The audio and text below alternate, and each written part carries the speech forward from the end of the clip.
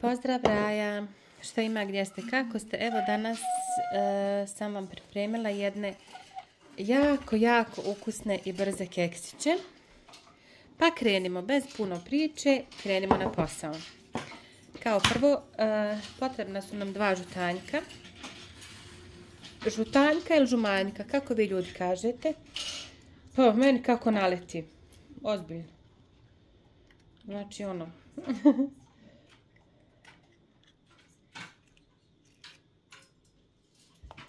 Probi ga ja sa prstom. Ovdje mi ostaje, čekaj samo da ovo maknem.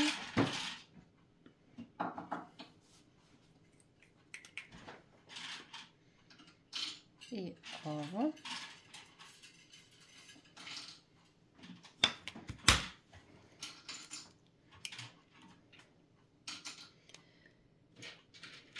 Ovi su keksi toliko brzi za napraviti, a toliko ukusni i baš su lagani za napraviti, nisu znači preteški.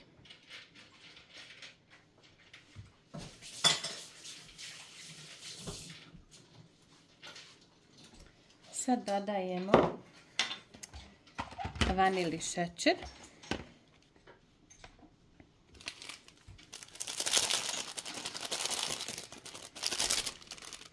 Ja sam inače ide 1, ali ovaj neki turski, ja ću staviti 2.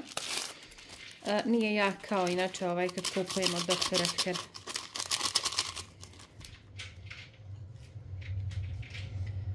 Sad ćemo da vagnemo šećer u prahu. 70 grama šećera u prahu.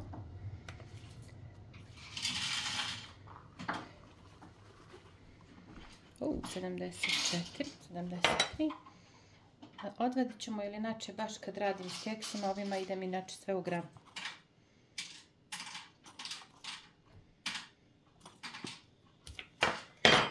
Tako. Sad dodajemo 150 grama butera sobne temperature. Ja sam ga ostavila baš da se ono, da se skroz omekahne.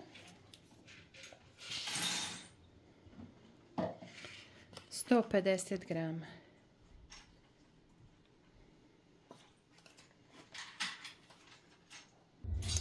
Evo nakon što smo dodali buter, to ćemo sad da malo izmiješamo. Ovo su znači keksi toliko brzi ljudi, a toliko lagani za napraviti. Stvarno. Znači ništa komplicirano, nema miješanja mikserom, nema nekih da se mora nešto baš da se pazi, ništa, znači to je to. Sad dodajemo 250 grama brašna.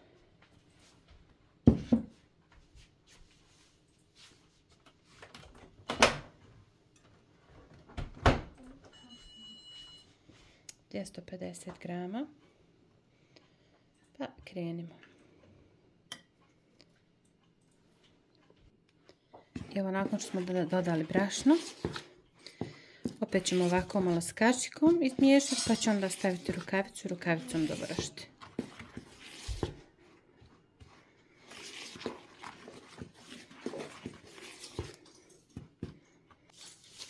Evo stavila sam rukavicu. Ovako da skinemo ovo tijesto sa kašike. I ovo resto umjesite ovako sa rukavicom. A može i bez rukavice, ali eto ja više volim sa rukavicom.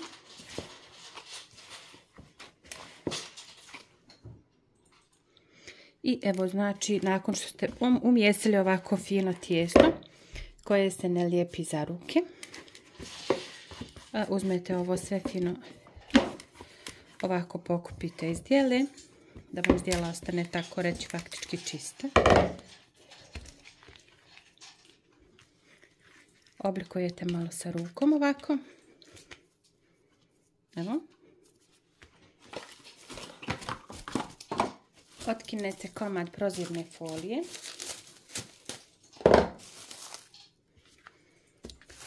isipate unutra. Ovako zamotate i sad ostavite u frižider pola sata da odstoji. Onda idemo dalje sa poslom. I evo, tijesto nam je odstojalo. Sad ćemo da ga izvadimo i krenemo sa obradom. Ostavite ga slobodno na ovoj foliji, tako da ne bi imali da se ne bi pomjerali tamo vamo.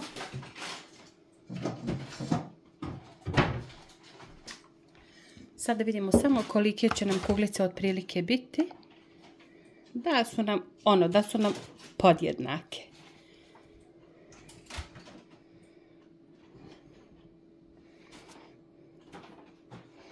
Mi ćemo njih stavljati da nam budu po 20. Po 20 grama kuglice.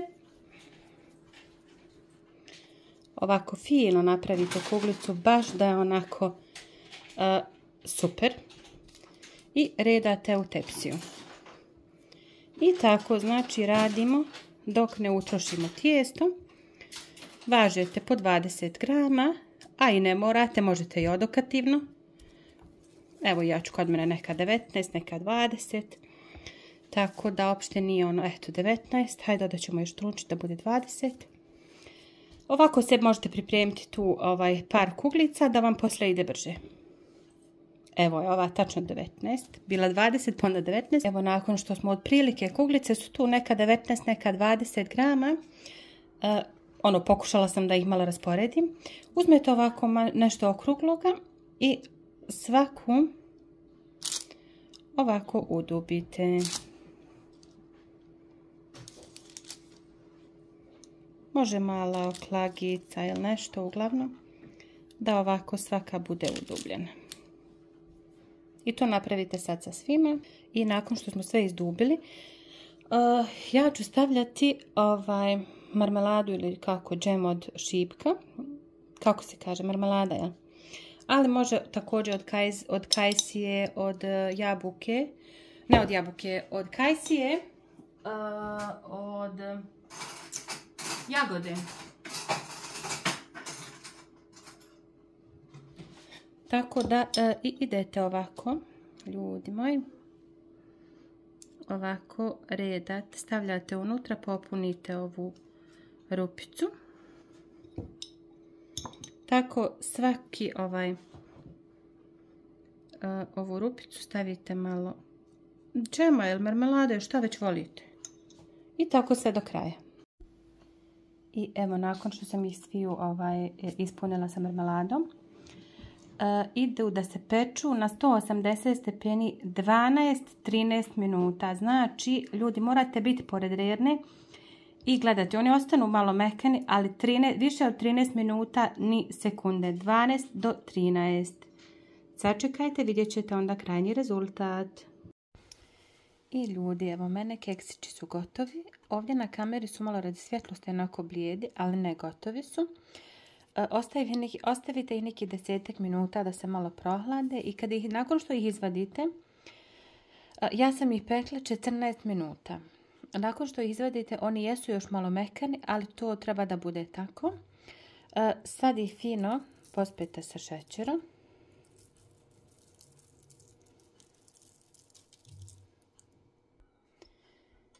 Sad ćemo da, evo jedan otvorimo.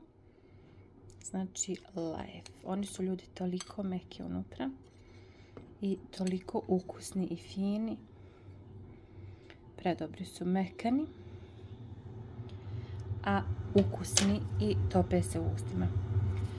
Eto, to bi bilo to. Nadam se da ćete ih napraviti i isprobati. Lajkajte i abonirajte moj kanal ako već niste.